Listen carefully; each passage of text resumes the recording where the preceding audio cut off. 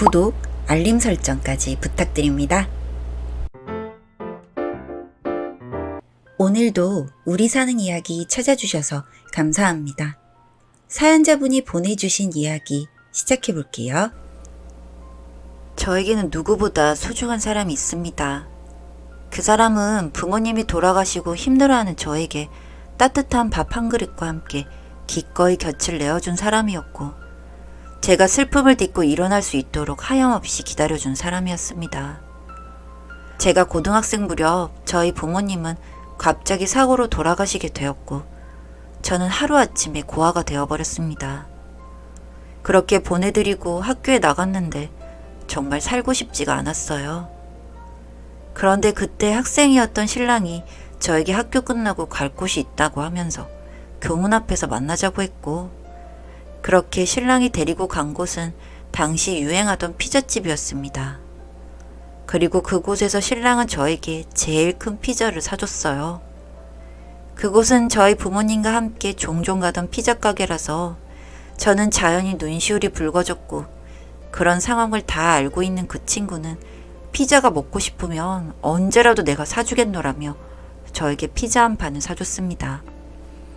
그리고 저는 남은 2학년을 이모의 집에서 다니게 되어서 이사를 가게 되었고, 그 친구와는 연락처를 교환하고 종종 소식을 들으며 지냈습니다. 그렇게 통화만 종종 하던 그 친구와 다시 만나게 된 것은 둘 다 서울에 있는 대학을 진학하고 난 이후였습니다. 저는 부모님의 사망보험금과 이모의 도움으로 서울에서 작은 자취방을 구할 수 있었고, 그 친구는 거리가 있긴 하지만 같은 서울 땅 아래이다 보니 고등학교 이후 몇 년 만에 다시 그 친구를 제외하게 되었습니다. 잘 지냈어? 너도 서울로 대학 갔구나? 네가 공부를 잘했잖아. 그래서 서울로 대학 갈 것 같아서 나도 열심히 공부했지. 응? 서울로 따라온 거라고?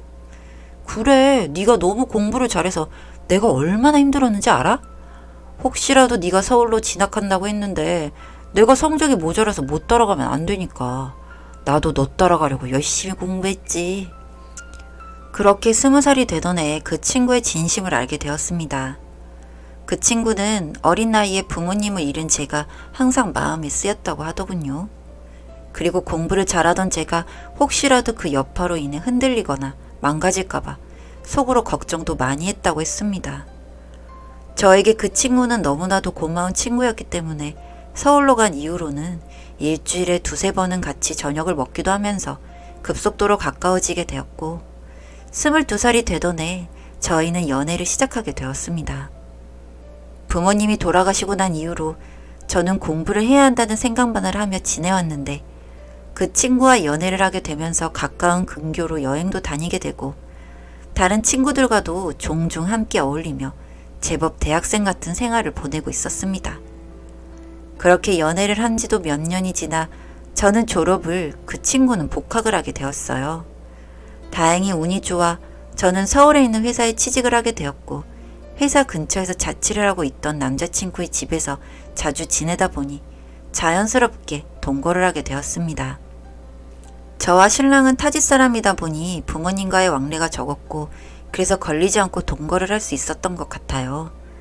지금도 떠올려보면 그 친구와 있었던 모든 일들이 저에게는 참 좋은 추억이었던 것 같습니다. 그 친구가 군대에 가 있을 동안 저는 마지막 학기를 열심히 하고 혼자서 취업 준비를 했고, 남자친구는 군대에서 편지와 전화로 응원을 해주는 게 전부였지만, 저에게는 그 응원이 세상 그 어떤 응원보다 더 힘이 났던 것 같습니다. 그리고 취업에 성공하고 남자친구에게 알렸을 때는 정말 누구보다도 많이 기뻐해줬고요. 그리고 남자친구가 저녁을 해서는 저에게 새 운동화를 사주면서 그러더라고요. 앞으로 함께 걸어야 할 길이 많으니 같이 발 맞춰 잘 뛰어보자고요. 그 말만으로도 감동이었는데, 그 말에 확신이라도 주려는 듯이 복학 후 남자친구는 공부에만 집중을 했습니다. 신입사원이었던 저에게도 그때는 다른 게 눈에 보이지 않을 만큼 중요한 시간이라 그 시기에는 오롯이 본인에게 집중할 수 있도록 해줬던 시기였고요.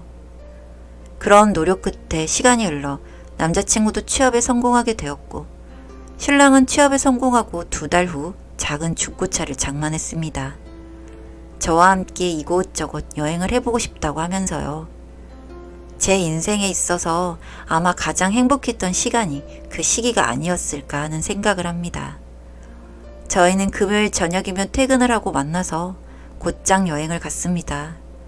숙소도 따로 예약하지 않은 즉흥 여행이었고 산책을 좋아하는 저에게 맞춰 대부분 여행은 산이나 바다, 들판과 같은 자연적인 요소가 많은 곳들이었어요. 그렇게 여행을 다니다 정말 평범한 어느 날 신랑에게 또 하나의 신발을 선물받게 되었는데 그때 신랑은 저에게 예쁜 구두를 선물해 줬습니다. 그동안 편한 운동화 신고 많이 달렸으니 이제 어여쁜 구두를 신고 좋은 곳만 다니자고요. 많이 걸을 일 없이 예쁜 옷 입고 조금만 걸어도 행복한 그런 곳만 다니자고 했습니다. 그게 신랑의 프로포즈였어요. 갑자기 한순간에 고아가 된 저에게 이제 가족이 되어주겠다고 하는 신랑의 프로포즈에 저는 주저앉아 엉엉 울었습니다. 그렇게 울고 나니 현실로 돌아오게 되었고 신랑의 부모님이 걱정이 되었습니다. 많이 반대하실 수도 있을 거라 생각하니 망설여졌습니다. 상처받고 싶지 않아서요. 그런데 또 한편으로는 이 남자와 함께라면 불구덩이라도 함께할 자신도 있었습니다. 그래서 시부모님의 반대를 딛고 결국 결혼을 하였습니다. 환영받지 못한 결혼식이라 혼인신고만 하고 식도 못 올렸지만 그래도 저희는 행복했어요. 친한 친구 및 지인들에게 손편지로 결혼 사실을 알리고 소박하지만 집도 조금 더 큰 곳으로 옮기고 저희에게 남은 건 꽃길만 있을 거라는 희망에 가득 차 있었거든요. 그런데 세상은 제가 뜻하는 대로만은 되지 않더군요. 아니면 제가 정말 불운한 인간이어서 그런 건지 어느 날 정말 말도 안 되는 일이 있었습니다. 신혼생활 2년 만에 신랑에게 교통사고가 난 것이었습니다. 부모님도 교통사고로 잃었던 저는 정신을 차릴 수가 없었습니다. 그날은 신랑이 제 생일이라고 퇴근 후 제가 좋아하는 빵집에서 케이크를 사서 급히 오다 빗길에 교통사고가 났던 거였어요. 정말 기도를 했습니다. 그냥 살려만 달라고요. 내 유일한 가족을 또 빼앗아 가지 말라고요. 그런 제 기도가 들리기는 했던지 정말 살려는 주시더군요. 숨은 붙어있지만 아무런 소통도 할 수 없는 식물인간으로 말이죠. 하늘이 무너지는 것 같은 슬픔을 채 이겨내기도 전에 사고 소식을 들은 시댁 식구들이 병원으로 들이닥쳤습니다. 시댁 식구들이 온 병원에서 저는 도저히 있을 수가 없었습니다. 사람 잡아먹는 무서운 년. 어머님, 듣기 싫다. 내가 이럴까봐 너네 결혼 반대한 거야. 내 아들 어쩔 거야? 죄송합니다. 그러니까 싫다고 할 때 적당히 떨어져 나가지. 이게 뭐야? 제가 다 잘못했습니다. 죄송합니다. 분에 안 받게 욕심부려서 죄송합니다. 그렇게 병원에 갈 때마다 저는 죄인이었습니다. 부모 잡아먹고 남편 잡아먹은 죄인이요. 그렇게 저에게만 너무 가혹했던 시간들이 흘러갔습니다. 3개월이 되고 6개월이 되고 그렇게 신랑이 병원에 누워있는 날이 늘어가자 시댁 식구들도 하나둘 일상으로 돌아가기 시작하더군요. 그렇지만 저는 일상으로 돌아갈 수가 없었습니다. 그 사람이 너무 그리웠거든요. 그래서 하루도 빠지지 않고 그 사람의 병실에 가서 돌보기도 하고 혼자서 있었던 이야기도 해보고 혼자 말하는 게 지겨워 자는 것처럼 고온히 누워있는 그 사람에게 책을 읽어주기도 했습니다. 시댁 식구들이 다 일상으로 돌아가자 하나 좋은 게 있더라고요. 마음 편히 신랑을 볼 수 있다는 것이었죠. 그렇게 신랑의 옆에 앉아 자리를 지키면서 얼굴을 바라봤습니다. 다시 이 사람의 얼굴에서 표정이란 걸 보고 싶다는 생각을 했고 나에게 신랑과 닮은 아이가 있으면 얼마나 좋을까 하는 생각까지 하게 되었어요.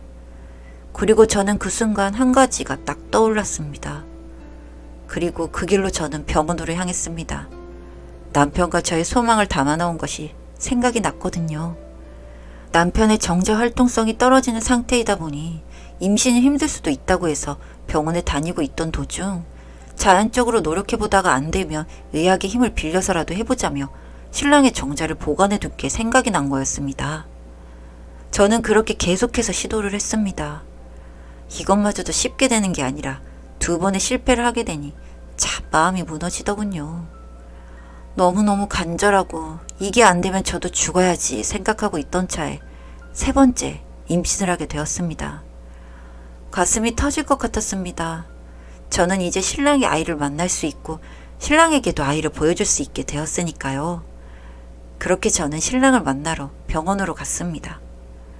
여보, 그렇게 누워서 잠만 자면 힘들지 않아? 나 오늘 당신한테 할 말이 있는데. 당신이 들어주면 너무 좋아할 것 같은데. 나 임신했어. 드디어 안정기에 들어갔어. 이제 의사 선생님이 안심해도 될 거라는데 나 왜 이렇게 불안할까? 그렇게 몇 달이 흐르고 이젠 누가 봐도 임산부 티가 나기 시작했습니다. 그동안 시댁 식구들은 한 번도 마주친 적이 없었던 터라 그날도 남편을 만나러 가는 길이었습니다. 병실 문을 열었는데 저는 그 순간 봉변을 당하고 말았습니다. 바로 시댁 식구들이 기다리고 있었으니까요. 임신? 임신이라니?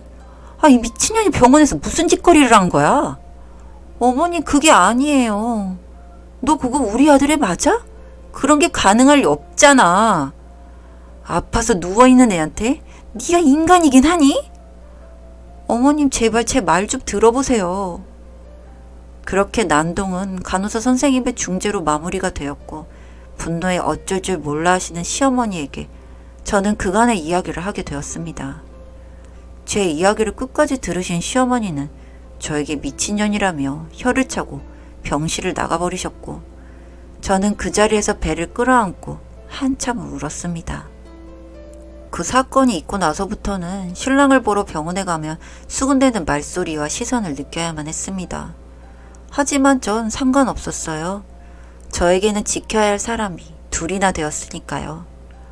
다들 미쳤다고, 아빠가 죽을 수도 있는데 임신을 한 것도 무모하고 애는 무슨 죄냐며 내뱉는 말들이 죄다 상처가 되었지만 다들 두고 보라죠.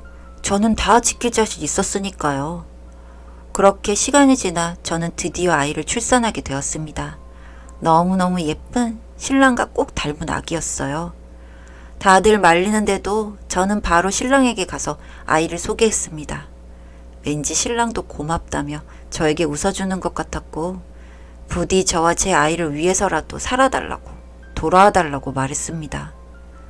그렇게 젖먹이 아이를 키우면서 하루하루를 바쁘게 보내던 와중에 또 한 번 절 좌절하게 만드는 소식이 들려왔습니다. 신랑이 자는 도중 심장마비로 인해 사망을 했다는 소식이었습니다. 신랑의 3일장을 치르는 동안 전 자리도 지키지 못하고 아기를 돌봐야만 했습니다.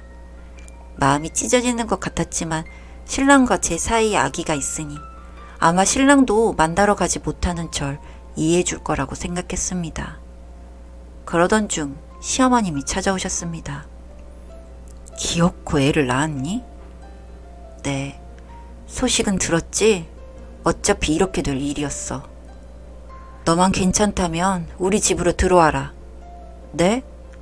아직도 몸조리해야 할 시기인데 이렇게 지내면 나중에 어떻게 아이를 책임지려고 그러니?